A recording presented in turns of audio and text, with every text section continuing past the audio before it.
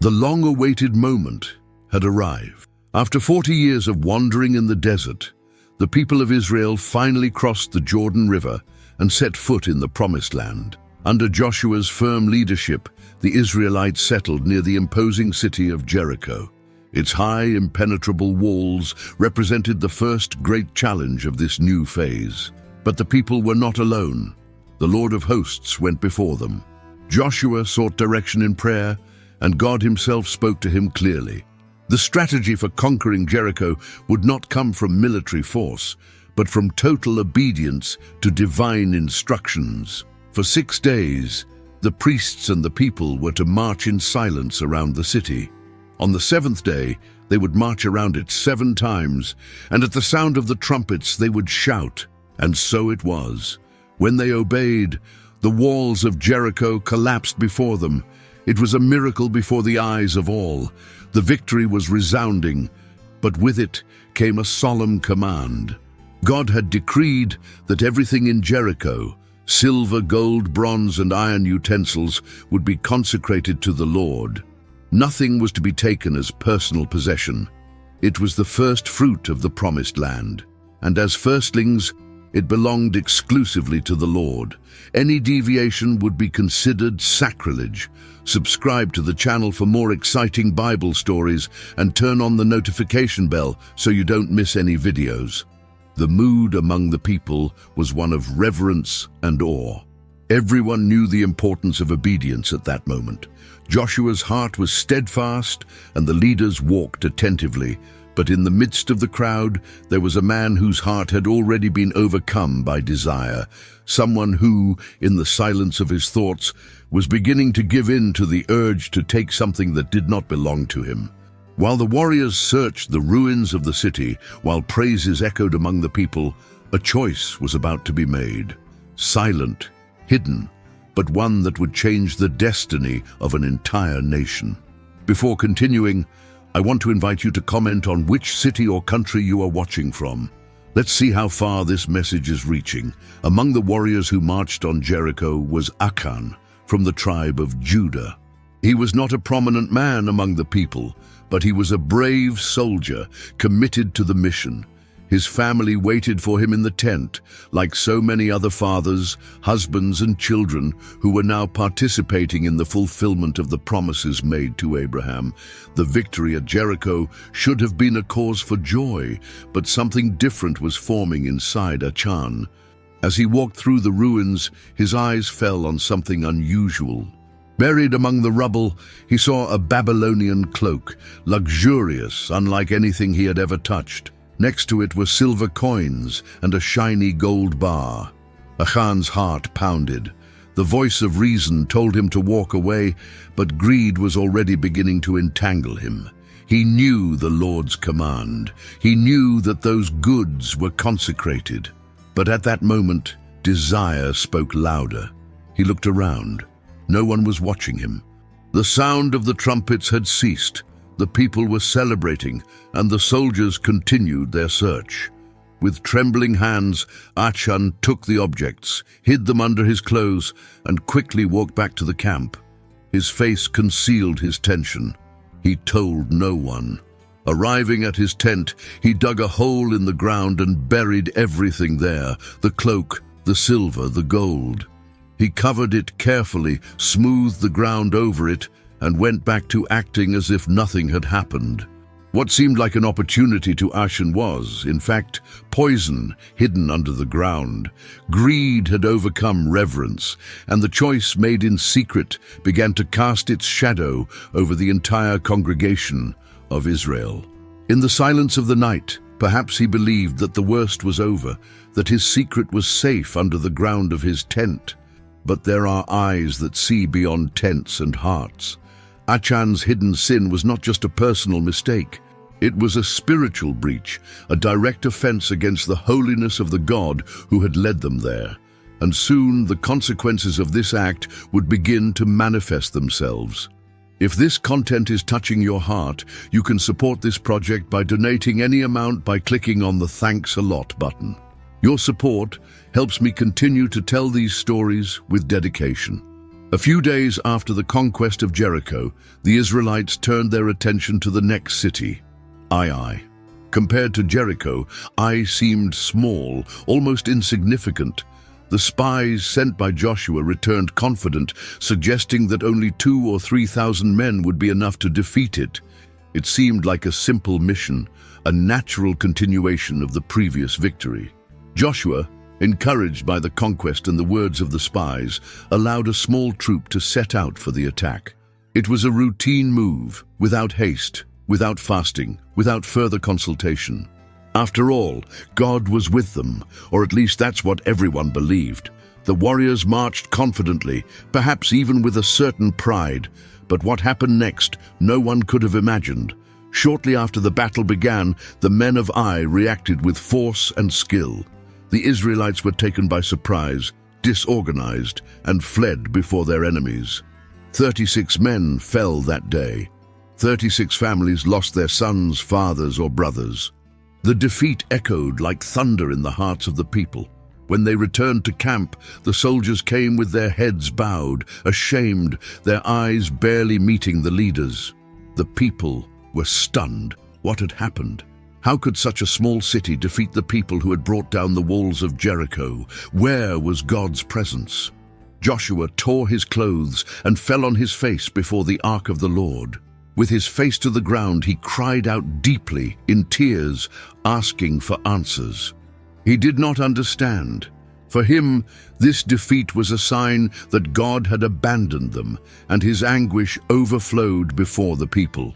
The tribes gathered in silence. The elders covered themselves with dust. A feeling of spiritual heaviness took hold of the camp. It was not just a military loss. It was as if an invisible barrier had risen between heaven and earth. And at that moment, God answered, not with silence, but with firm words. There was sin among the people, a hidden sin that contaminated everyone. The divine response brought fear. If God had withdrawn his presence because of a single sin, then it was urgent to discover the source of that breach. The search for answers was just beginning. The camp of Israel fell silent at God's revelation. Sin was among them, hidden, and as long as it remained there, the presence of the Lord would be removed. It was a difficult truth to accept. Joshua, with a heavy heart, summoned the people. The Lord had instructed that the next day all the tribes should present themselves before him, for by lot it would be revealed who had committed the transgression. The night was long. No one slept peacefully. Each tent carried a heavy burden. Families looked at each other, wondering what had been done. Achan, in his tent, knew the truth. The gold, silver, and cloak were still buried beneath his feet. Perhaps he still hoped to escape judgment. Perhaps he believed that chance would spare him. But there was something deeper at stake. It was not just a human choice. It was God who was conducting the judgment. The next morning, the people gathered tribe by tribe under Joshua's watchful eye. First, the tribe of Judah was chosen. Then, within it, the clan of Zerah. Next, the family of Zabdi. And finally, Achan's name was revealed.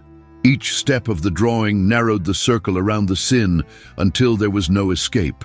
When Achan's name was heard, a deep silence fell upon everyone. It was as if time had stopped. Joshua approached calmly and said, "Give glory to the Lord and tell what you have done." Achan finally lowered his eyes and confessed. With a trembling voice, he recounted what he had taken and where he had hidden it. It was too late to escape, but there was still time to reveal the truth. Upon hearing the confession, the people did not celebrate. There were no shouts, no loud condemnations, only a feeling of deep sorrow. The guilt was not collective, but the consequences had affected the entire nation. 36 men were dead. The presence of God had withdrawn, all because of a single act hidden under the ground in a tent. Joshua then sent messengers to check Achan's tent. They had to confirm with their own eyes what had been done. Justice had to be complete, and deep down, each step brought the people closer to the purification necessary for God to dwell among them again. The messengers ran to Achan's tent.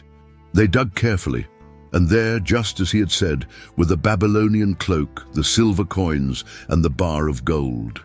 The objects were brought before Joshua and the entire congregation and laid on the ground as visible proof of the hidden sin.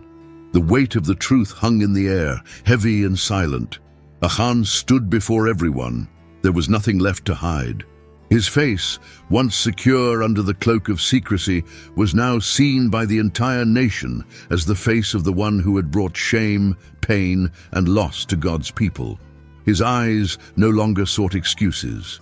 They were fixed on the ground, crushed by guilt that could no longer be contained. Joshua silently looked at him with sadness. This was not a hasty punishment, nor was it a merciless judgment. It was the exact fulfillment of God's justice. Achan's disobedience had not been merely a personal choice. It had been a direct challenge to God's holiness, a contempt for the order given at Jericho, a theft of what was consecrated to the Lord. The congregation stood. Fathers held their children, wives held their husbands' hands. Everyone saw in that moment a powerful reminder: God will not be mocked. Sin, even when hidden, brings with it a bitter harvest. Joshua ordered that Achan, his family, his belongings, and the stolen objects be taken to the valley of Achor. The decision was not only a punishment, but a purification. It was necessary to completely remove the contamination that had touched the camp. The people could not move forward with traces of rebellion among them. As Achan was led away, the looks were heavy. There was pain, yes, but there was also fear.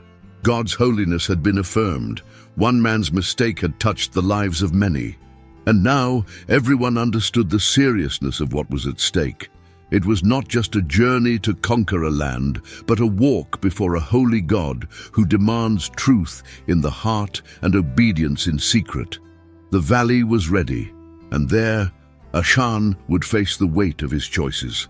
The sun illuminated the valley of Achor as the people of Israel, in solemn silence, followed Joshua. Ahead, Achan walked under escort. His steps were slow, his countenance downcast. The stolen objects, now on display, followed him as material witnesses to the sin committed. His family, his animals, his tents, everything that belonged to him, also accompanied him. God's command was clear: every trace of sin must be eliminated. When they reached the valley, there were no speeches, no need for accusations. The evidence had already been presented.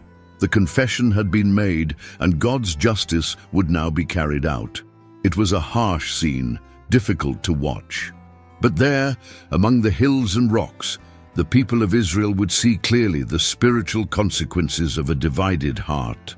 Joshua, with the authority of one who obeyed the voice of the Lord, conducted the proceedings with reverence.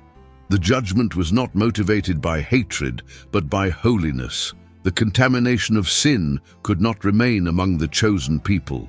God had made this clear from the very first steps of the journey in the desert.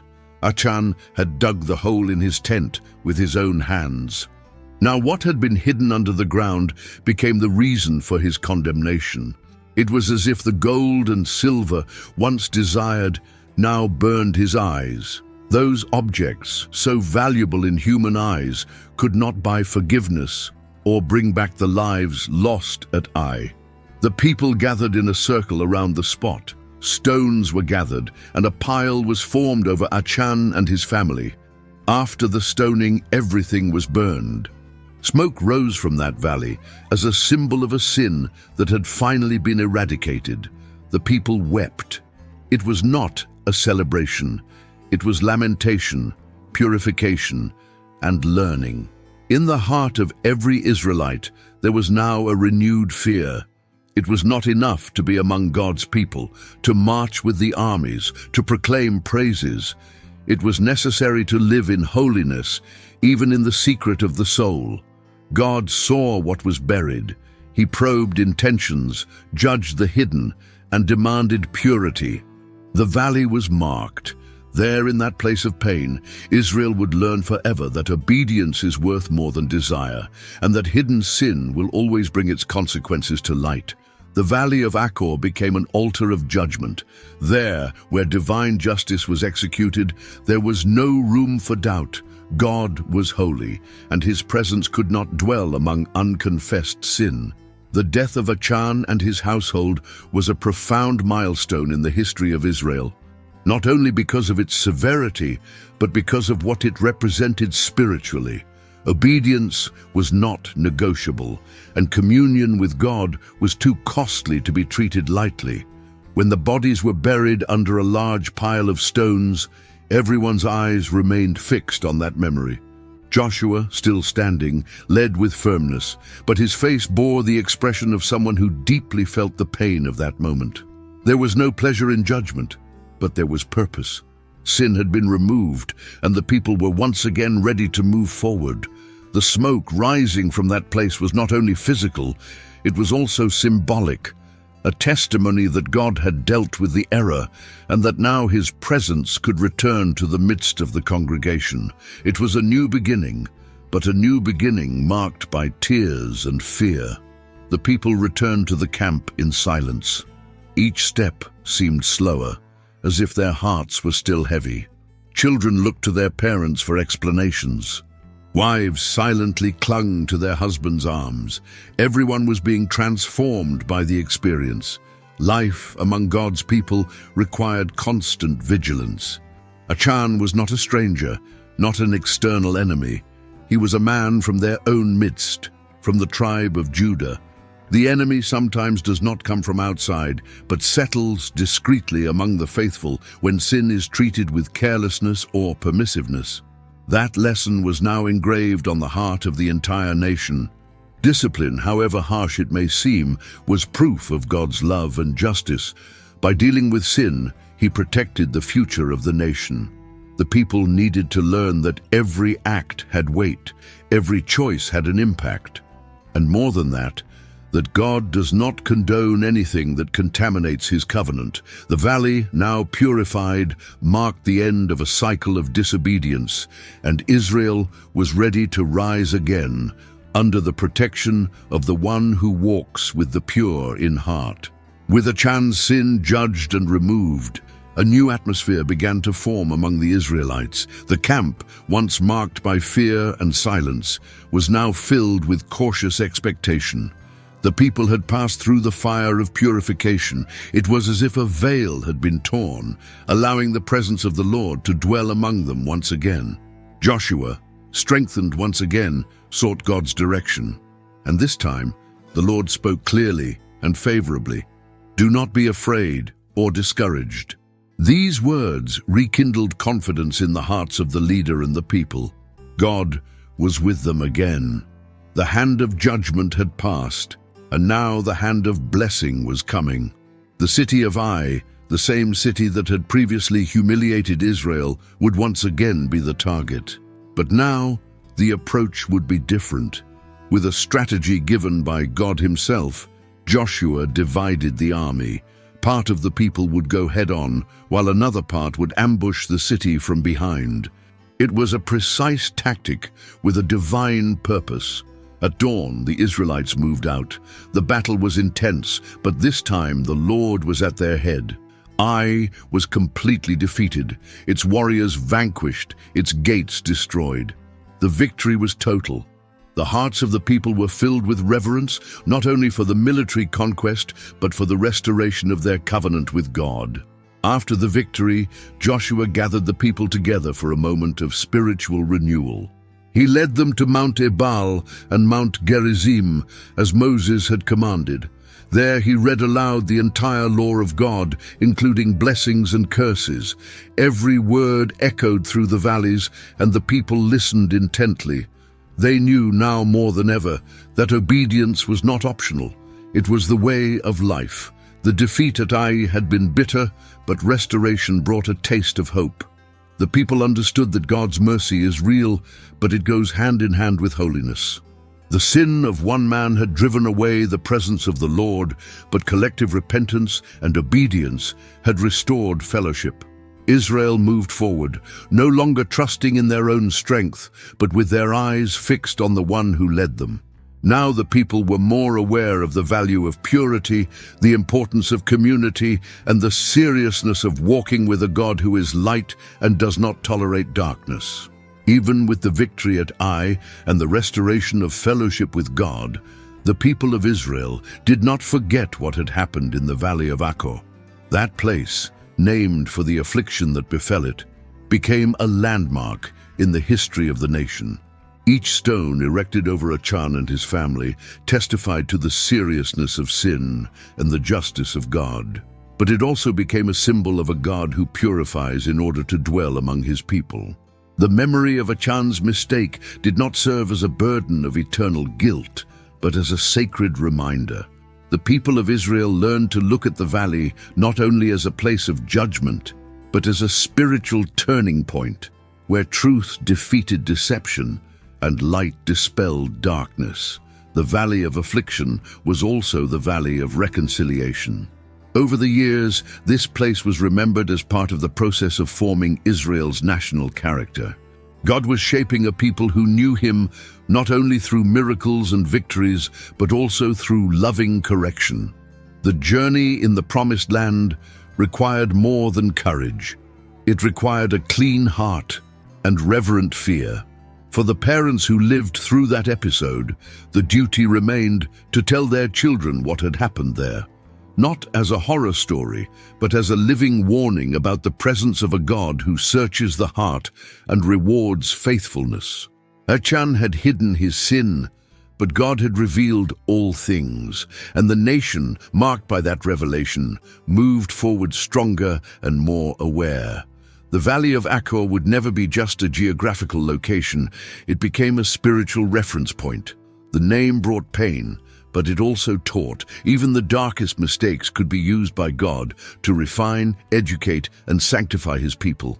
Israel's march continued. There would be other battles, other challenges, but the memory of that valley would accompany them. Whenever the people thought of straying, hiding, or neglecting God's commandment, they only had to remember what had happened there. The valley spoke, even in silence, and its message would echo for generations. Achan's story came to an end in the valley of Achor, but the echoes of his choice continue to speak deeply to this day. His mistake was not just taking what did not belong to him. It was despising God's holiness, believing that what was hidden would not be seen, that desire could hide under the ground. But nothing escapes the Lord's gaze. Achan believed he could keep a secret from God, and in doing so he caused pain to an entire nation. Achan's life teaches us that sin is never isolated. Its roots spread and affect those around us. 36 men lost their lives. An entire nation felt the distance from God's presence, all because of one individual choice made in secret. This truth calls us to responsibility.